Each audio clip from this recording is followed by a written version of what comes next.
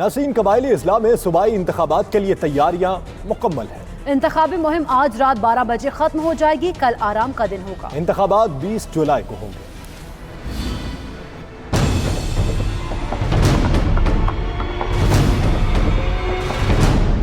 कबायली इजला की 16 नशिस्तों पर 285 उम्मीदवार मैदान में हैं। 28,01,837 वोटर्स हक्के राय दही का इस्तेमाल करेंगे। 8,971 पोलिंग स्टेशन होंगे। 554 पोलिंग स्टेशन ज्यादा हसास और 461 हसास करार दिए गए हैं। पोलिंग सुबह 8 से शाम 5 बजे तक होगी। पाक फौज ने पोलिंग स्टेशन का कंट्रोल संभाल लिया। इंतखाबी अमले की तैनाती और तरबियत मुकम्मल कर दी गई है।